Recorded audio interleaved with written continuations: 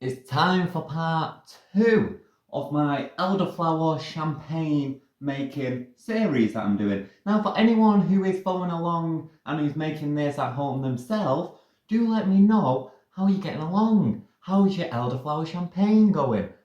In this video, we're going to talk about stage 2 of Elderflower Champagne, which is straining it out and going through what we call a secondary fermentation. For this secondary fermentation, we have the flavour we want. We're just trying to produce more alcohol and we're just trying to clarify it up a little bit so we can take out all the elderflower. So I've got this, if you remember from last time, you may recall the wild yeast wasn't quite enough, so we added a little bit of yeast in there. It's done its job. We know it's done its job because we can actually see that it's all, you know, it's got like a little mold on it and it's got a little foam on top. These are all signs of fermentation.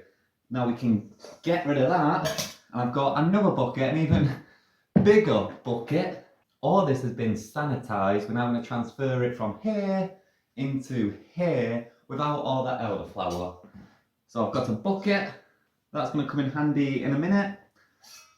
A clean, sanitized, it don't look that clean, but trust me, it is clean strainer. And we're just going to go in and we're going to take out all those elderflower bits. So it looks like now. I'm just going to shove that, get rid of that. It smells lovely, by the way, this. I wish you was here. I wish you could smell what I'm smelling.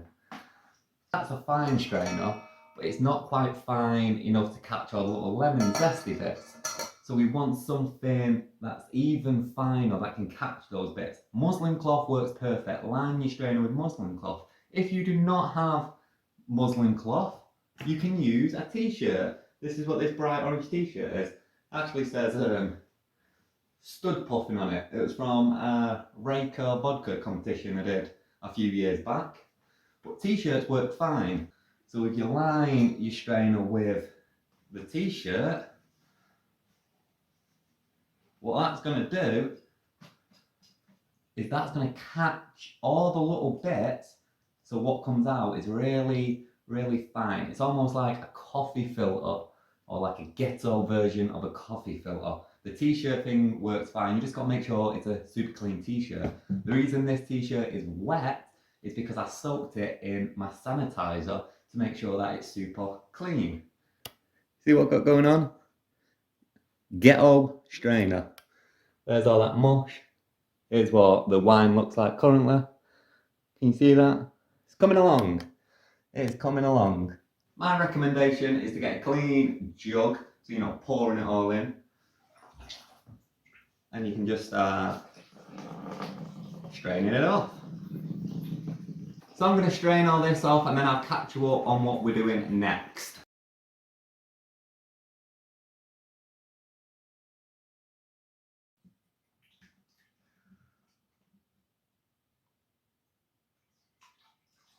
So I didn't mention, but this second step should happen about 2 days after. So all the elderflower and the lemon zest, that's all in there for about 2 days. I've left it for about a week. The only reason being is after the first 2 days, we didn't have any fermentation. So we had to add that yeast in, which added an extra 2 days, which would have been 4 days. But then because of the changes in weather, it was difficult to keep it one consistent temperature. So I left it a few more days just to make sure that it was fermenting. And it's a great example of you can really change this to, you know, as you go along, you've really got to change it. And the more you do it, the more you'll know, get a feeling of if things are going right or if things are going wrong. So 2 days generally speaking, but you know, maybe 1 day, maybe 1 week until you strain, until you move on, which is what we've done here. Now, what I'm going to do is just check the ABV of what, ooh, look how I'm saying here, this is weird.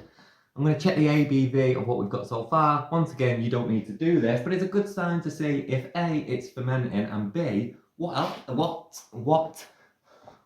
alcohol content we're going to have with some of our champagne. And I'm going to pop the hydrometer in there.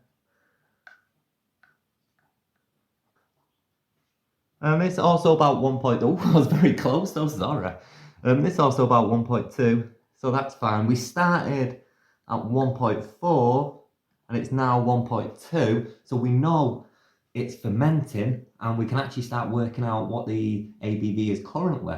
It's a bit pointless because it's going to continue to ferment. We're going to leave it in this bucket for another week, maybe 2 weeks, and then we're going to move on to the next step, which is going to be either where I'm going to talk about a third fermentation if we want to make it less cloudy. We'll talk about if we want to clarify it, and that will be the bottling stage. So I'll talk about what to do to bottle it and how to make it fizzy.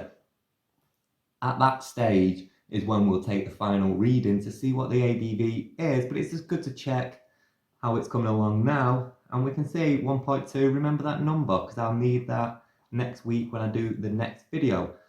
We'll put it right back in because we don't want to waste any, but we can drink it. It smells like elderflower.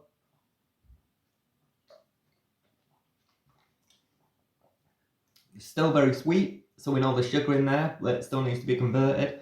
This is a rough taste. It'll just give you an idea of what it will taste like, because like I said, it's still very sweet. It won't be that sweet at the end, and it's not fizzy yet, so it's hard to get a good test. Look at this. How ghetto is this? Pink is up, of course, for class. But it's tasting nice. I mean, this is so far so good. If I was tasting it and it was too sour, I'll know something has got in there and it's kind of ruined the ferment. It's turned it sour. There's some bacteria in there that I didn't want to be in there. If it was massively sweet and the hydrometers hadn't changed, then I would know that it's not fermented at all. So this is a good test as we're going along. What I'm going to do is cap this off.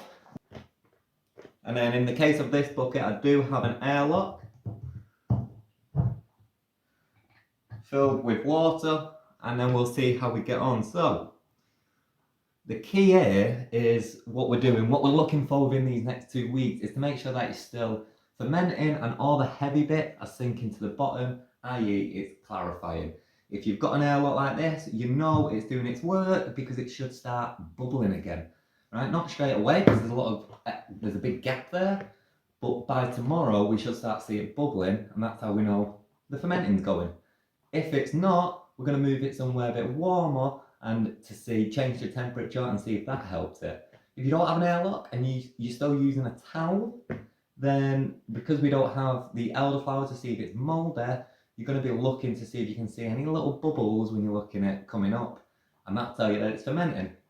If not, if you've got none of these things, we're just going to wait it out for about 2 weeks just so we're sure. And yeah, I'll catch you another long video. I hope you like these very long casual videos. I think this whole series is going to be like an hour by the time we finish. 1 week we're going to return to this, and it's bottling time.